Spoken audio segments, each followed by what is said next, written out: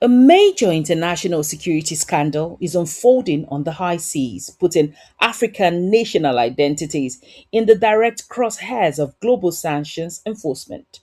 Last week, US Central Command disabled an oil tanker, the MT Lexie, in the Persian Gulf with a Hellfire missile strike after it bypassed a blockade towards Iran's Karg Island. The vessel was flying the flag of Botswana. But there is a glaring geographic contradiction. Botswana is a landlocked nation covered by the Kalahari Desert with zero maritime ports and no shipping registry. This single kinetic strike has blown the lid off a massive black market network weaponizing African identities to mask illicit trade. The government of Botswana has moved swiftly to protect its diplomatic standing, issuing an uncompromising condemnation of international maritime fraud. The incident highlights a deeply predatory tactic used by the global shadow fleet to evade tracking and sanctions. According to the International Maritime Organization, over 529 vessels worldwide are currently operating under fraudulent registries. Half of the top 10 most targeted nations globally are located on the African continent, with Comoros, Guinea, Madagascar, and landlocked Mali routinely hijacked by illicit operators looking for a cover of convenience.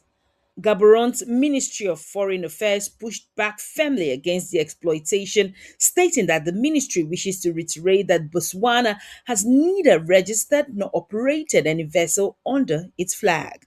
They condemned in the strongest terms the use of flags of convenience whereby perpetrators of international maritime fraud have deceitfully used their national symbols.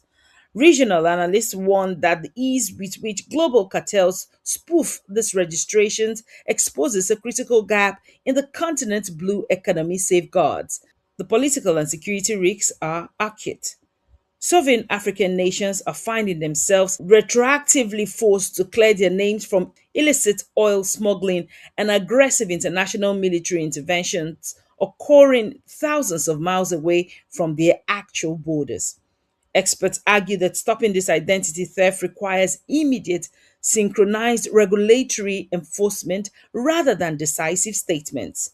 Wayi Lelet Ben Senkan, a political commentator at UNISA, notes that African nations must improve their diplomatic relationships with Western counterparts to ensure they understand the structural vulnerabilities being faced, stressing the need to work collectively to safeguard the sovereignty of independent states in Africa.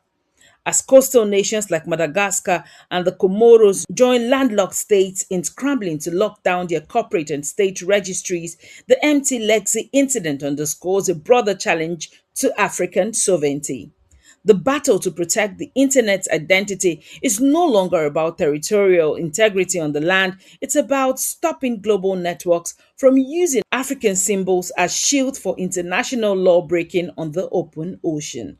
I am Otaria Benjamin, reporting with clarity on the issues that impact our continent. This is Media Room Africa.